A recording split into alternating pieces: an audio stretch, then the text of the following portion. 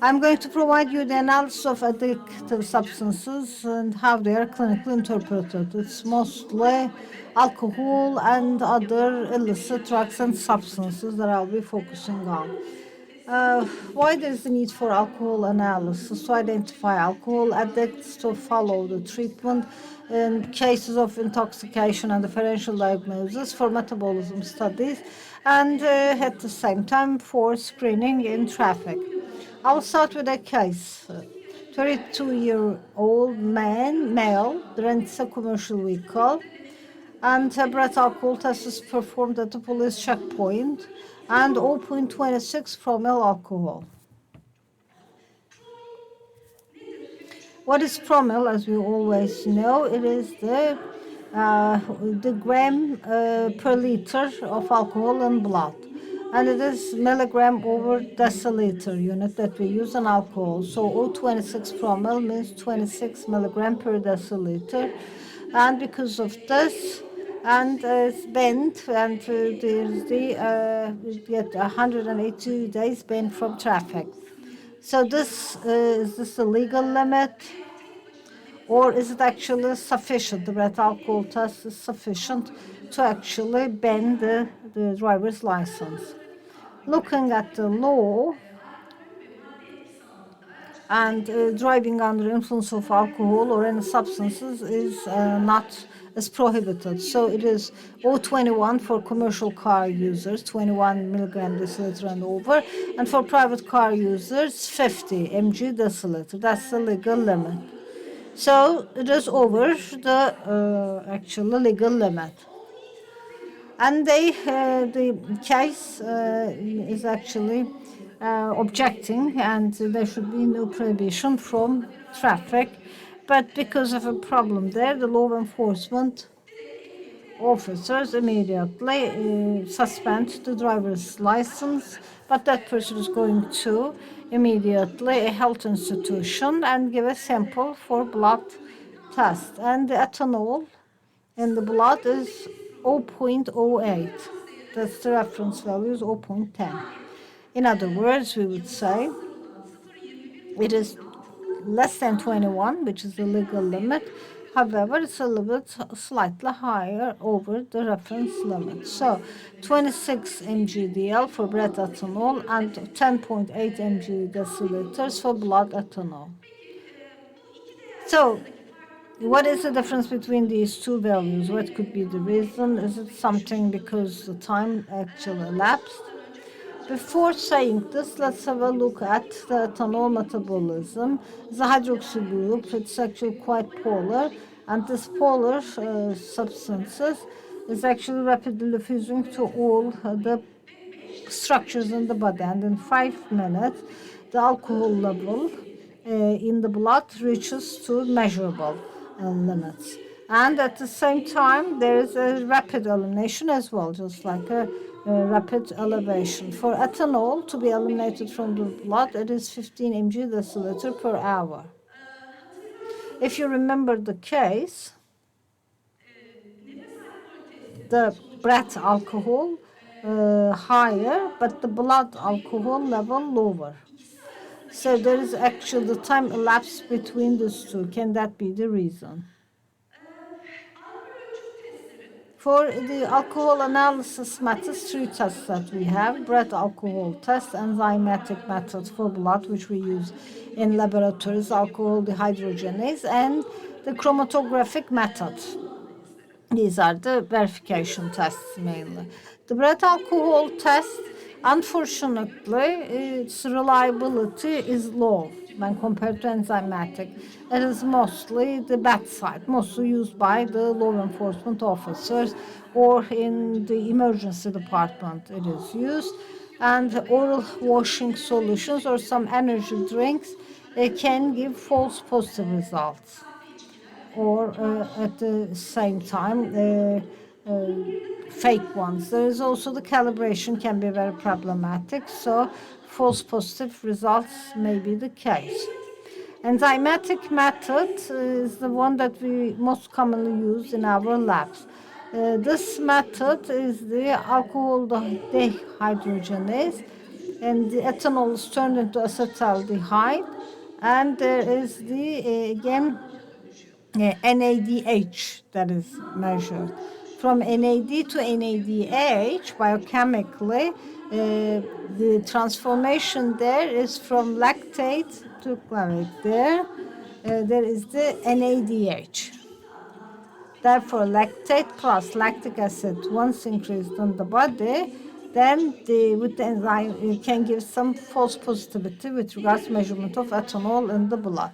What do we mean by NAD and NADH? And this is all hemolytic diseases, for example. Hemolytic diseases, muscle diseases, tissue trauma. In all these cases, there could be high ethanol level, and enzymatically it can be measured. One important thing in here is for the psychiatrists and for the clinicians, looking at the post-mortem samples, ethanol level should not be worked for enzymatic measurement because of the stiffness, post-mortem stiffness. Ethanol would always be positive with the enzymatic method. How are we going to do the ethanol measurement? The clinicians are mostly asking this question. And for enzymatic measurement, in some biochemistry tubes, but the second witness sample should be the case at all times, 2 tubes. It is EDTA or again a sodium chloride tube for the witness sample. If for 6 months, for example, the ethanol samples are kept in the store, if any verification asked for, then we do it from the witness sample. And again, we can do DNA match and make sure that the sample belongs to the person of interest.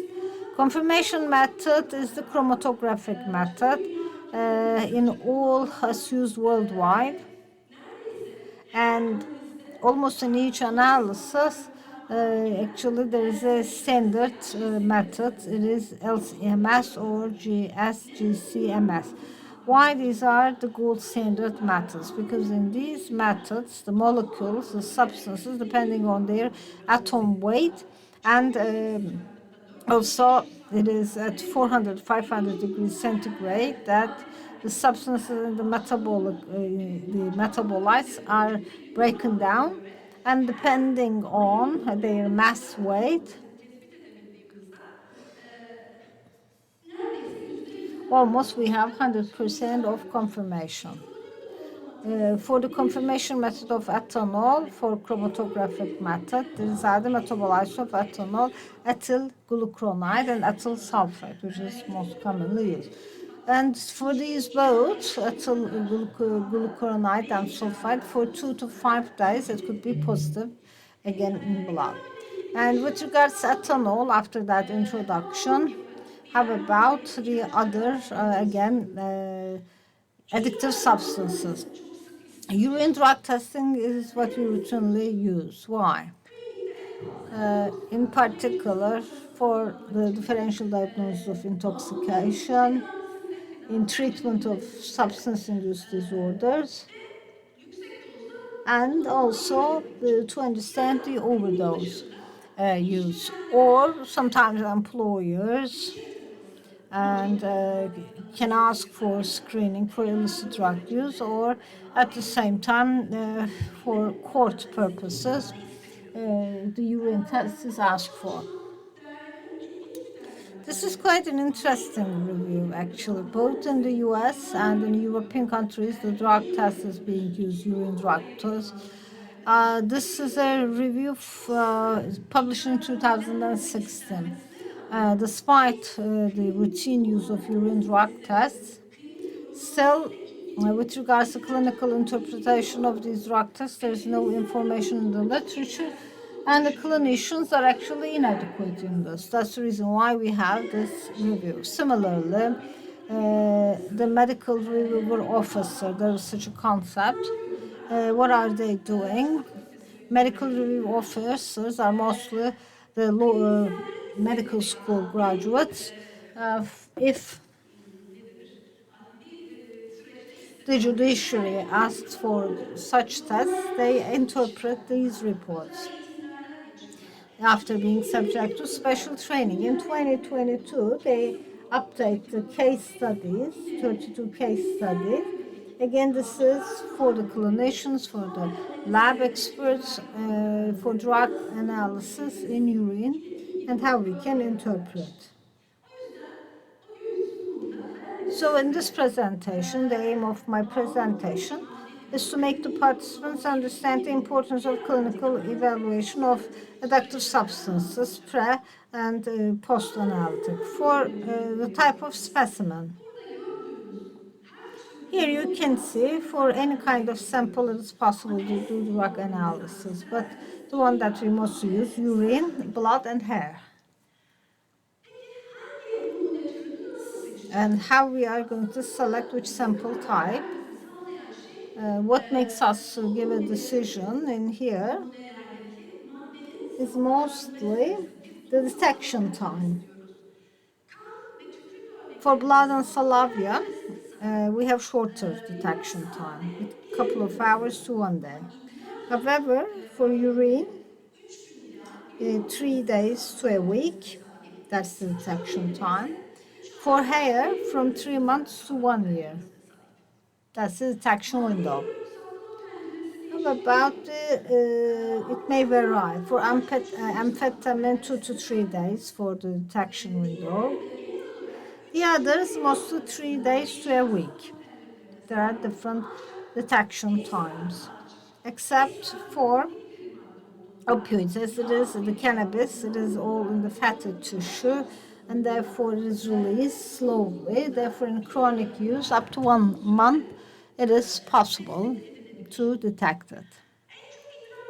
It is mostly urine sample that is preferred. Why? Because it's easy to give a urine sample, and detection time is longer, and in urine sample, we can also identify the metabolites together with the substances, so it is just like a second confirmation against sample. That's the reason why it is used, but it is actually open to cheating, especially probation, for example. They mix urine with water, or at the same time on the internet it's also possible to have access to cheating. Even, for example, artificial bladder, artificial penis, artificial urine. So it's important to have a direct observation. I mean, actually observing, urinating in the tube. And as I told you, it's possible that they can actually cheat, make a deception. Is it possible to understand it from the lab? Yes, we have good tests for this.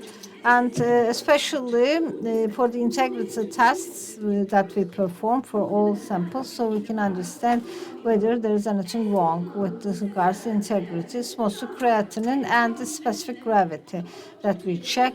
pH and nitrite, these are the mandatory integrity tests in Turkey. In US, if creatinine level is low, then specific gravity and other integrity tests are used.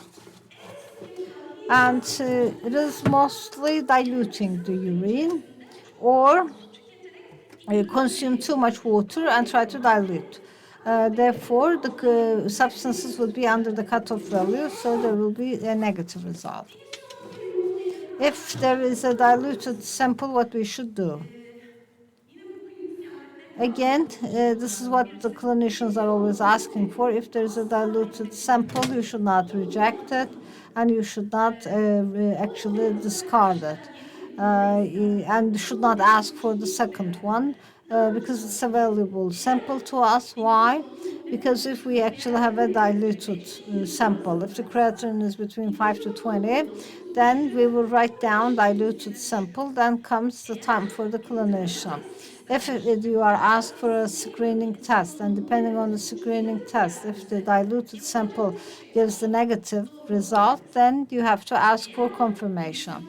And if in the diluted screen, if it is positive as the result, what does that mean? That person has already used the substances, however, cannot go down to the cutoff value despite of the dilution, so no problem. But once it is negative, then we always should ask for confirmatory test.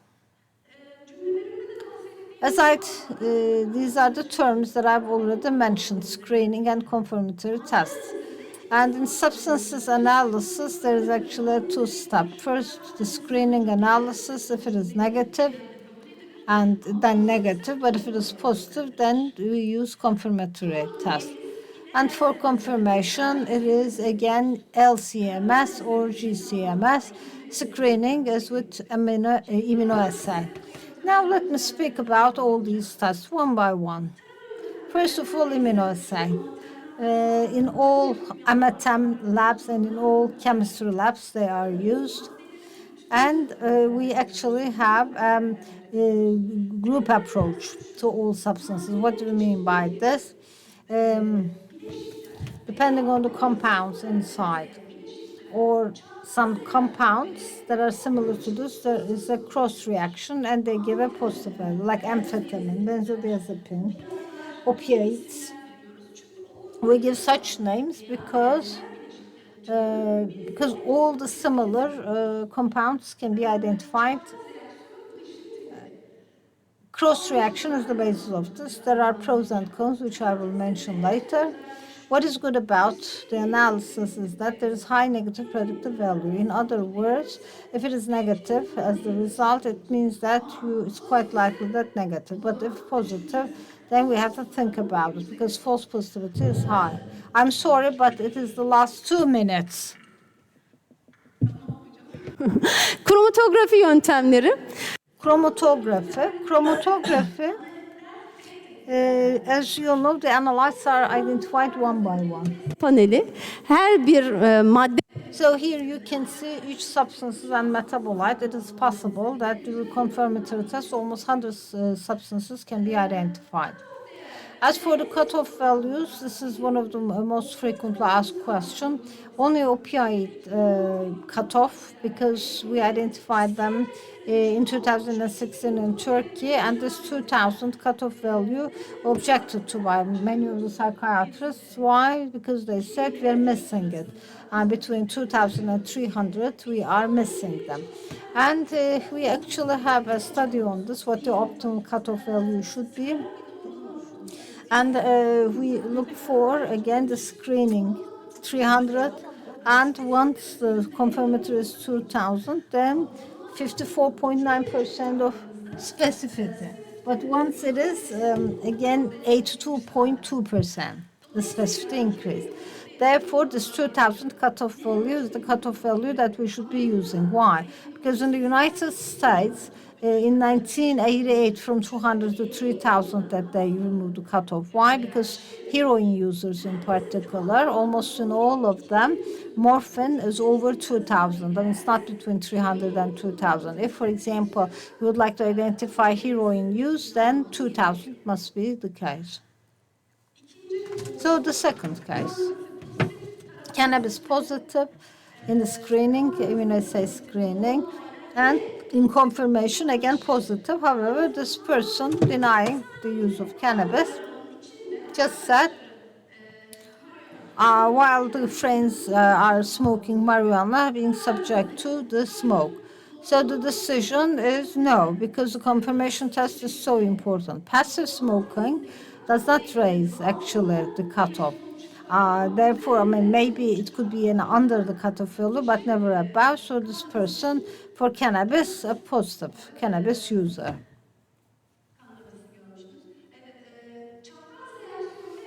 So cross-reaction, there are so many. Ibuprofen, naproxen, for example, in screening, can give positive result with cannabis. Just case in particular I would like to share with you for the psychiatrist.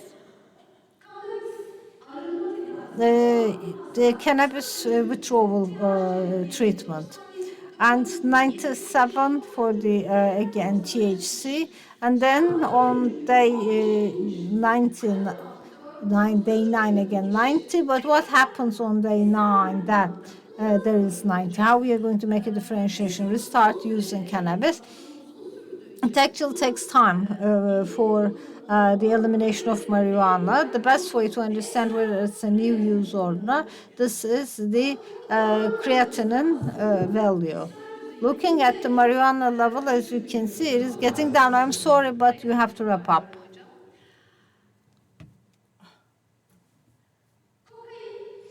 For cocaine,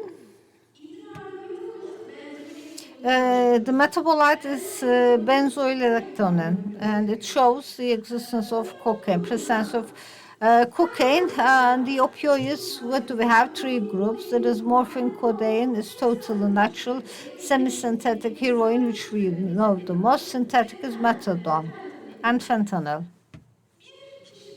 If in one individual, heroin, codeine, or morphine, just to understand which one they are using, you have to know about this metabolic pathway. If in the urine there is 6 mem of the opiate metabolite, this person is using heroin, not the others. To understand whether codeine-related drug is used or not, the codeine morphine must be over 1. And let me present you the last amphetamine case and finish my talk. In this case, screening for amphetamine positive, but in confirmatory test, methamphetamine and amphetamine is found high. But the person is saying that I use fentanyl and plus ephedrine, but in confirmatory test in particular, if you find these positive, then there is the cross reaction. These drugs are making cross reaction, but we will take the confirmatory test as the basis, and therefore we would say yes, this person used these drugs. You can see amphetamine is over 5,000 in the screening test. In confirmatory, it is negative. Why? Because ephedrine, pseudoephedrine group drugs did cross reaction. In 2016, this is the Anatomy and Psychiatric Journal that we published this article. In 2018, we published it, but the data from 2016, it was actually rejected by the first journal, a great elevation in methamphetamine. In 2015, 25%, but it's 40% in 2016. Why we are rejected is that, no, in Turkey, there's actually more use of cannabis, but now I think this is the biggest trouble that we have, I would say. And I also would like to say a couple of words about our own lab. At Erciyes University, I am a clinical microbiology specialist. We have a confirmatory lab. It is actually one of the 4 labs in Turkey. I waited a lot to be with you because I pay so much attention to the relationship between clinician, and I wish we actually had more time.